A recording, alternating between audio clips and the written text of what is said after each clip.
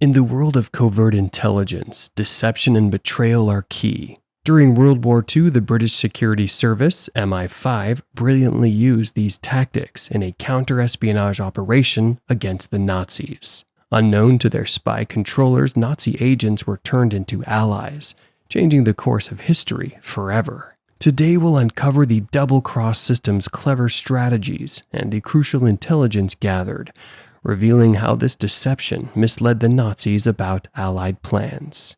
Before we dive in, subscribe to the Before Now channel, leave a comment, and tell us what historical events you'd like to hear about. Now, let's see how the Nazis were outsmarted by their own spies. June 6, 1944 was the day 150,000 of the Allied troops arrived on the shores of Normandy and won a battle with a surprisingly low rate of casualties. Now, this is quite an amazing feat, but they were able to pull this off thanks to the use of a cunning strategy called Operation Fortitude. Operation Fortitude was a clever ruse made to mislead the Nazis and make them think the Allies were going to attack Calais and Norway instead of Normandy. And the best part, they had this double-cross system where they actually turned German spies into double agents. These double agents tricked the Nazis into thinking they had the inside scoop, when really they were just being fed misinformation. And this was what swung the war in the Allies' favor at the most critical moment. And the craziest part, this story was revealed by the people who made it possible, the masterminds behind the double-cross system. These guys were part of one of the weirdest and most genius military units ever put together. I mean, can you imagine a team of spies, double agents, and code breakers all working together to pull off the ultimate heist? It's like a spy novel come to life. As the world teetered on the brink of war in the late 1930s due to a lot of political, economic, and social factors, the British Security Service, MI5, in a bid to avert impending doom, saw the need for a covert operation to counter German espionage. The Nazis used the Blitzkrieg tactics, which involved rapid advances and surprise attacks, allowing them to quickly conquer a large portion of Europe.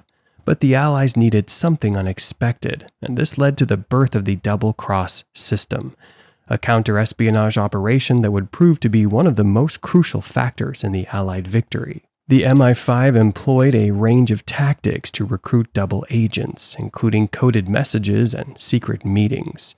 They targeted German spies who had been caught and offered them a chance to switch sides, leveraging their existing knowledge and connections within the ranks of the Nazi army. One of the important factors for the double-cross system was the recruitment process of agents.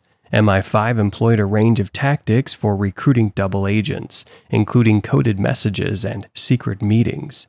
They gave captured Germans an opportunity to double-cross their own side, leveraging their existing knowledge and connections. Potential double agents were subjected to lie detector tests to check their loyalty and determine their trustworthiness. After the recruits joined the organization, they were trained on how to collect and transmit fake information, as well as how to blend into society. The major factors that were taken into consideration include trustworthiness and credibility of the information provided by the double agents to the Nazis. Through the process of recruiting the double agents and providing them with the basic information, MI5 was able to establish its network of reliable spies who could confidently supply false information to the Germans, enabling the success of the double-cross system. The recruitment process would have been impossible without some notable individuals who played a crucial role in the success of the operation. Some of the notable key players include Juan Pujol Garcia Garbo, a German spy who was born in Spain but later betrayed his country and became an essential part of the double-cross system. Elaine Pluman, a British intelligence officer who ran the operation.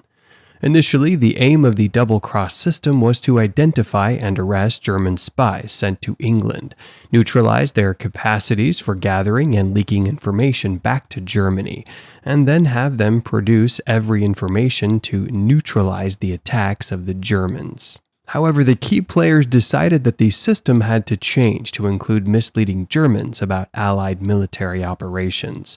specifically the D-Day landings, by providing false data about its location and timing. As the double-cross system continued to deceive the Germans, another successful operation was unfolding.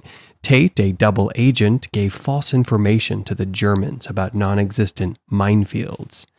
The Germans, convinced of Tate reports and a coincidental U-boat incident with mines, closed off a large area of the western approaches to U-boats, thinking it was mined.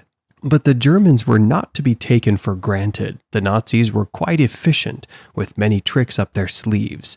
They could accurately measure the timing of the bombs and artillery shells launched at the Central Day of London, and think this was information obtained by spies from their opponents.